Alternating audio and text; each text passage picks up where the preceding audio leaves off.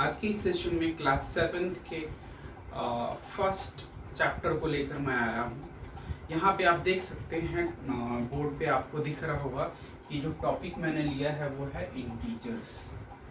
Class 7th का ये पहला टॉपिक है, फर्स्ट टॉपिक जिसमें इंटीजर्स डिस्कस करने वाला हूँ मैं।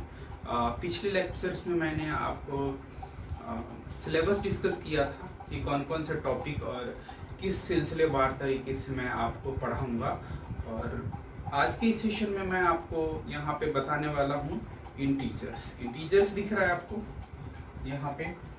इंटीजर्स जो है आप यहाँ पे देख रहे होंगे कि मैंने यहाँ पे एक लिखा है, यहाँ पे नंबर्स लिखे हुए हैं -5, -4, -3, -2, -1, फिर ये आपका 0 है, फिर 1 2 3 4 5। क्लियर है। अब यहाँ पे आप देखेंगे कि यहाँ पे मैंने अंडरलाइन किया हुआ है, तो आप देख रहे होंगे इसमें कि ये सभी जो नंबर्स हैं -5, -4, -3, -2, -1, ये सब क्या है, तो ये सब नेगेटिव इंटीजर्स हैं क्योंकि इसमें माइनस लगा हुआ है। क्लास 6 में आप लोग पढ़े होंगे इंटीजर्स, वहाँ पे भी था। इसलिए मैं पिछले लेक्चर में मैं आपको बताया था कि जो बेसिक्स है, बेसिक्स को लेकर मैं ऊपर बढ़ूंगा, और जिन लोगों को मैथ्स वीक है उनके लिए रामबाण का काम करेगा, और सारी चीज़ें जो क्लास 6 में आप नहीं सीख पाए वो सभी क्लास 7th में आप सीख जाएंगे। फिर क्लास 7th में आप देखिएगा इंटीजर्स में ये नेगेटिव इंटीजर्स हैं क्योंकि इसके साथ माइनस लगा हुआ है, और इधर लगे हुए हैं जिसके साथ कुछ भी नहीं लगा हुआ हो। जिसके साथ कुछ भी नहीं लगा हुआ इसका मतलब है कि वो क्या है, पॉजिटिव इंटीजर्स है। पॉजिटिव इंटीजर्स मींस कि यहाँ पे देख रहे हैं 1 2 3 4 5, और 0 को मैंने यहाँ पे एक बॉक्स में कवर कर दिया है। क्यों 0 को बॉक्स में कवर कर दिया है कि 0 जो है एक नेचुरल नंबर तो है, ठीक है, नेचुरल नंबर होल नंबर है। 0 जो है वो सिंपली इंटीजर है, ना तो वो नेगेटिव है और ना ही पॉजिटिव है। आप देख रहे हैं यहाँ पे 0 is neither positive nor negative. 0 जो है ना तो पॉजिटिव है और ना ही नेगेटिव है, बीच बीच का है। आप इसीलिए आप देखेंगे इसके ये और इसकी ये बीच में हमारा 0 है। तो 0 ना तो पॉजिटिव इंटीजर है और ना ही नेगेटिव इंटीजर है। उसके बाद दो चीजें जो आप क्लास 6 में ऑलरेडी डिस्कस पढ़ चुके होंगे, आई होप नहीं पढ़े तब भी मैं आपको यहाँ पे बता दे रहा हूँ। बताना क्या है कि यहाँ पे आप देखिएगा तो ये है आपका natural number. Natural number means की जो नंबर 1 2 3 4 5 आगे जितने भी होंगे n तक जाएगा, n इंफिनिटी तक जितने भी नंबर्स आप काउंटिंग के इंक्लूड करते जाएंगे वो सभी क्या होंगे, वो सभी नेचुरल नंबर कहलाते हैं। और होल नंबर देखिए, इसको अगर हिंदी में बोले तो इसको बोलेंगे प्राकृत संख्या।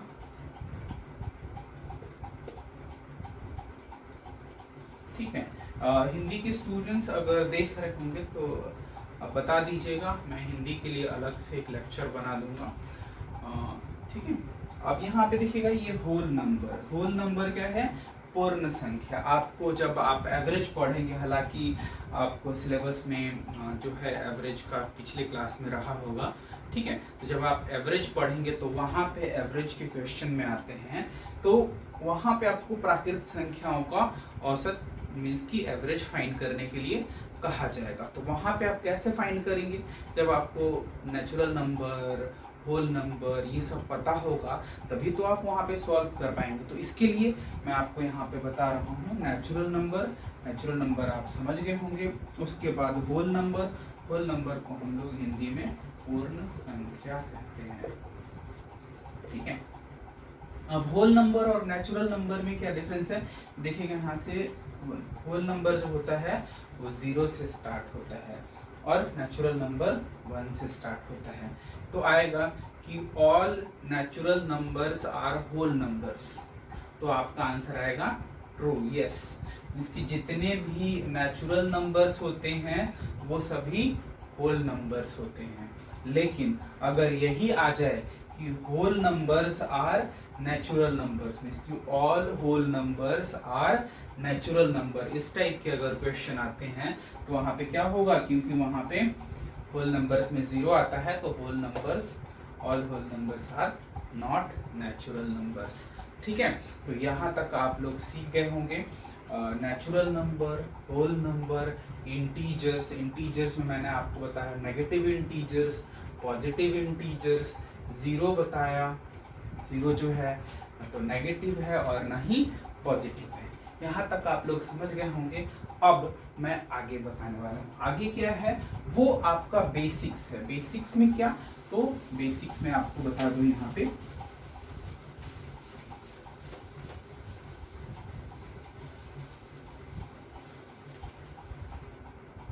आप लोग क्लास 6 में एडिशन और सब्ट्रैक्शन सीख चुके होंगे। ठीक है, फिर भी मैं यहाँ पे आपको एडिशन और सब्ट्रैक्शन थोड़ा सा बता देता हूँ। Addition of integers, addition of integers. अब देखिए यहाँ पे इंटीजर्स कह रहे हैं, तो इंटीजर्स में आपको बताया, जो लोग पूरे स्टार्टिंग से देख रहे हैं उन लोगों को तो पता होगा, अगर बीच में आप लोग देख रहे हैं मैं बोलूँगा कि आप पीछे से जा करके उसको देखिए और नोट डाउन करते चलिए। नोटबुक में आप लोग इसको नोट डाउन करते चलिए, क्योंकि जो मैं पीछे बताया उसमें आपको इंटीजर्स में बताया मैंने कि इंटीजर्स में नेगेटिव और पॉजिटिव दोनों होते हैं। अब इंटीजर्स में अगर एडिशन का आएगा, जैसे कि मैं यहाँ पे सिंपली एक एग्जांपल लूँ 4 + 3, तो ये हर किसी को पता होगा कि 7 आएगा। अगर मैं इसी में 4 7 प्लस -4 कर दूं, ठीक है, तो अब देखिएगा यहाँ पे जो है ट्रिक है, और यही ट्रिक जो है आपको आगे भी यूज करना है। तो क्या ट्रिक है वो देखिए, यहाँ पे ट्रिक ये है कि 7 क्या है, जब भी आपको पीछे बताया कि जब भी किसी नंबर के साथ कुछ भी नहीं लगा हुआ हो तो क्या करना है, आपको करना है कि वो नंबर क्या है, पॉजिटिव इंटीजर्स है, और जिसके साथ माइनस लगा हुआ है वो क्या है, वो आपका नेगेटिव इंटीजर्स है।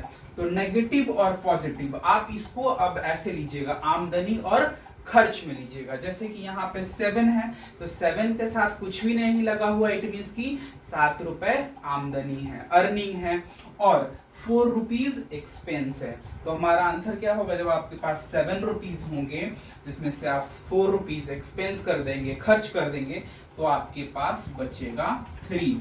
मोस्टली स्टूडेंट्स यहीं पे कंफ्यूज हो जाते हैं, उसके लिए आपको यहाँ पे आमदनी खर्च वाला मेथड यूज करना होगा। तो आप देखिए यहाँ पे 7 प्लस -4 इसकी 7 रुपए आमदनी, और उसी में आप 4 रुपए खर्च कर दिए, तो आपके पास कितना बचा, 3 रुपीज। तो ये होता है। अब देखिए यहाँ पे दोनों था, मीन्स की 4 रुपए आमदनी और 3 रुपए आमदनी, दोनों मिला करके 7 रुपीज आमदनी। आमदनी में इसकी जो जब कुछ भी नंबर नहीं लगा हुआ हो, इसका मतलब ही है कि वो नंबर पॉजिटिव इंटीजर है। क्लियर? तो ऐसे करके 2-3 क्वेश्चन आप और देख लीजिए। यहाँ पे 8 है -+4, ठीक है। अब यहाँ पे देखिए कि अब 8 रुपए खर्च है और आपके पास है कितने, प्लस लगा हुआ है तो 4 रुपए है। आपके पास है 4 रुपए और खर्चा कितना करना है, 8 रुपए खर्च करने हैं। तो अब आप क्या करेंगे, अब आप किसी और से लेंगे, मीन्स की 4 रुपए की उधारी आ जाएगी, ठीक है, तो ये लोन हो जाएगा। तो आपका आंसर क्या होगा, -8 + 4 -4 मीन्स कि 8 रुपए खर्च थे, आपके पास थे 4 रुपीज, आपने 4 रुपीज तो अपना वाला, प्लस जब खर्च करना है तो वो तो कंपल्सन है, आपको खर्च करना ही होगा, तो क्या हो जाएगा आपका -4 हो जाएगा। इसी तरह एक और क्वेश्चन देख लेते हैं। यहाँ पे है -18 और -7। अब देखिएगा यहाँ पे क्या है, अब ये आपको सब्ट्रैक्शन वाले में आता है। उससे पहले मैं आपको एक और एडिशन वाला ही दे दूं, सब्ट्रैक्शन वाले में अब आगे आएंगे, ठीक है। तो यहाँ पे प्लस कर देता हूँ और यहाँ पे कर देता हूँ माइनस, तो अब आप आंसर बताएंगे कि क्या होगा। मैं जानता हूं कि आप लोग पहले वाले मेथड को देख करके, इस वाले मेथड को देख करके इसका आंसर पता कर लिए होंगे। फिर भी आप देखिए कि 18 रुपए आपके पास हैं, 7 रुपीज आप खर्च कर देते हैं, तो बचता कितना है 11 रुपीज। ठीक है, तो आपका आंसर क्या हो जाएगा 11, वो भी प्लस में। एक क्वेश्चन और देखते हैं 5, जिसमें 25 रुपए खर्च है और 9 रुपीज भी खर्च है। अब देखिए, अब यहाँ पे क्या है 25 रुपए प्लस का है, फिर 9 भी है। अब देखिए कि अब कैसे करेंगे, है क्या करना, जोड़ना है इसको, क्योंकि यहाँ पे प्लस का सिंबल दिया हुआ है ना। ऐसे केसेस में क्या होगा कि आप थोड़ा सा भी नहीं हिचकिएगा। यहाँ पे जैसा कि मैंने आपको बताया पहले भी, यहाँ पे क्या है -25 मीन्स कि 25 रुपए खर्च है। उसके बाद क्या खर्च कर रहे हैं 9 रुपए खर्च कर रहे हैं, 9 रुपीज खर्च कर रहे हैं। तो दोनों आपका क्या है एक्सपेंस है, खर्च है। तो अब आप क्या करेंगे, ये हो जाएगा आपका 34 रुपीज टोटल खर्च। यहाँ पे प्लस है, बहुत सारे स्टूडेंट्स क्या करते हैं plus minus minus minus plus plus ऐसे करके करते हैं और गलत कर लेते हैं। ठीक है, तो यहाँ पे आपको ध्यान रखना है कि जब भी प्लस मीन्स की एडिशन ऑफ इंटीजर्स, एडिशन वाले आए, तो यहाँ पे माइनस माइनस प्लस होता तो है, लेकिन वो मल्टीप्लाई में होता है। माइनस मल्टीप्लाई में माइनस इक्वल टू प्लस।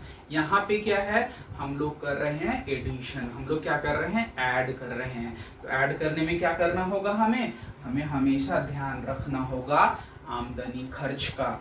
जब आप आमदनी खर्च के करके सॉल्व करेंगे इस टाइप के क्वेश्चंस को, तो आप इजीली सॉल्व कर पाएंगे। तो यहाँ पे आपका क्या है -25 और क्या है -9 मीन्स कि दोनों आपके क्या है खर्चे हैं। तो टोटल खर्च कितना हो गया 34 रुपीज हो गया। ठीक है, अब हम लोग आते हैं अगले सेगमेंट पे, और अगला सेगमेंट हमारा क्या है subtraction.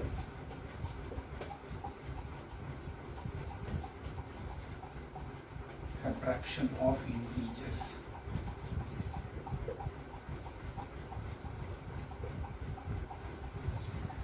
Subtraction of integer. Subtraction में क्या है, आपको पहले ही बताया कि यहाँ पे एडिशन है, और अब सब्ट्रैक्शन। सब्ट्रैक्शन में क्या है, पहला क्वेश्चन देखते हैं।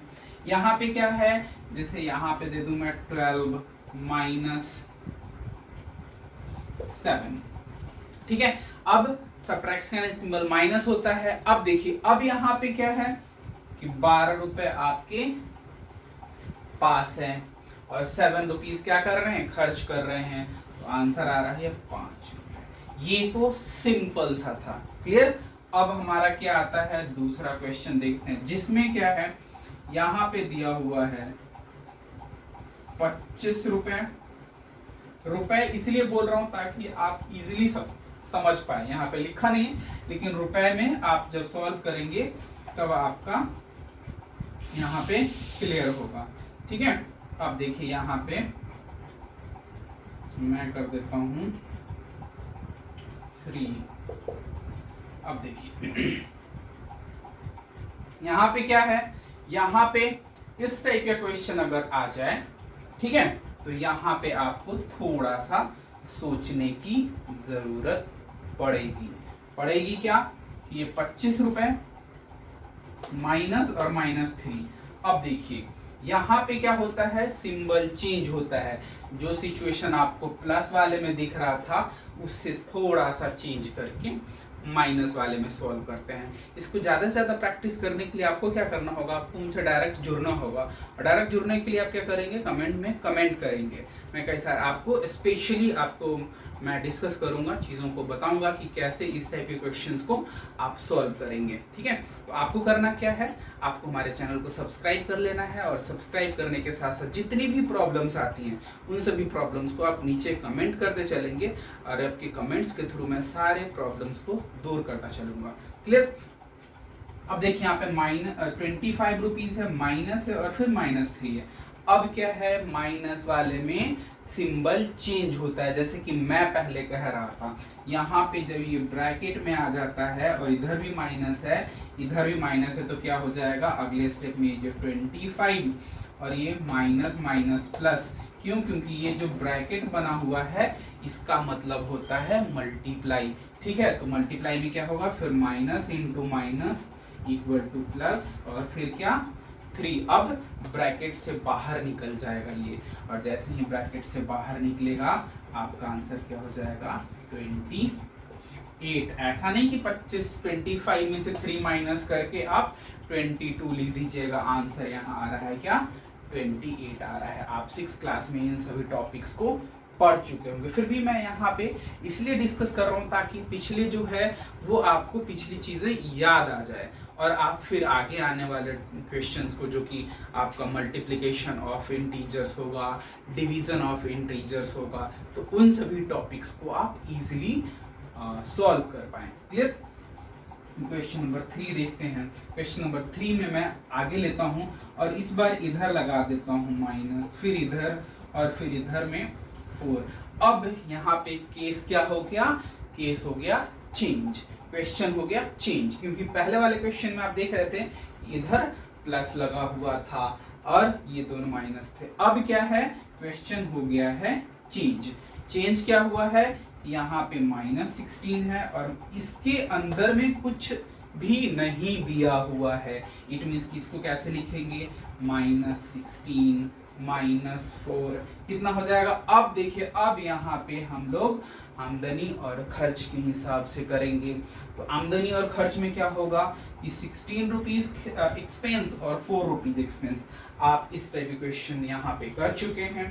25 रुपीज एक्सपेंस और 9 रुपीज एक्सपेंस। ये भूल जाइए कि वहाँ पे सिंबल दोनों माइनस है। आपको क्या करना है, दिमाग में वही करना है कि दोनों क्या है, एक्सपेंस है, तो दोनों एक्सपेंस जुड़ जाएंगे और क्या हो जाएगा, टोटल एक्सपेंस हो जाएगा -20।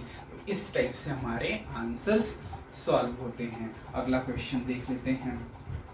अगले क्वेश्चन में केस मैं चेंज कर देता हूं, यहाँ पे कर देता हूं -21 -7। अब देखिए केसेस कैसे चेंज हो रहे हैं। यहाँ पे क्या होगा, ये वाला मेथड यहाँ पे आएगा, तो अगला हमारा हो जाएगा यहाँ पे -21 और यहाँ पे जैसे प्लस आया था माइनस माइनस, ऐसे ये दोनों माइनस माइनस क्या हो जाएगा, हो जाएगा हमारा +7। अब देखिए क्या आ रहा है, 21 रुपीज एक्सपेंस है, खर्चा है और 7 रुपए आमदनी है, तो क्या हो जाएगा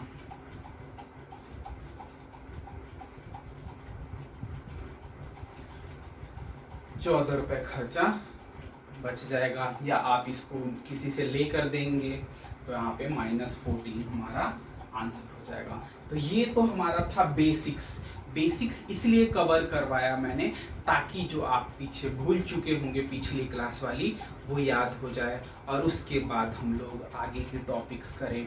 ठीक है, तो आगे की टॉपिक्स क्या होगा, हमारा आगे का टॉपिक्स होगा मल्टीप्लिकेशन ऑफ इंटीजर्स। उसके बाद हम लोग आएंगे डिवीजन ऑफ इंटीजर्स। मल्टीप्लिकेशन में प्रॉपर्टीज आएंगे, एसोसिएटिव प्रॉपर्टीज, डिस्ट्रीब्यूटिव प्रॉपर्टीज, ये सारे प्रॉपर्टीज करेंगे जो कि आपके लिए काफ़ी इम्पोर्टेंट होने वाला है। तो इसके लिए क्या करना है, आपको हमारे चैनल को सब्सक्राइब करना है ताकि आने वाले जो इम्पोर्टेंट टॉपिक्स हैं वो सभी आपके कवर हो सके।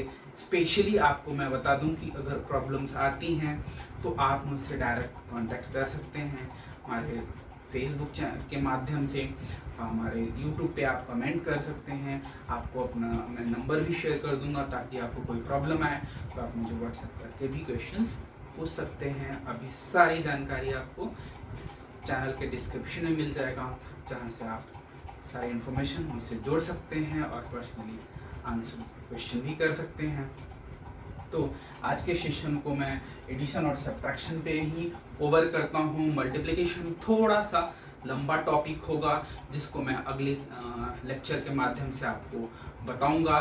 तो आप हमारे चैनल को सब्सक्राइब कर लीजिए ताकि जैसे ही मैं अगला लेक्चर आपको डालूं, अपलोड करूं, आपको वो लेक्चर मिल जाए और आप इससे बेनिफिट उठा सकें। आज के सेशन में इतना ही। Thanks for watching.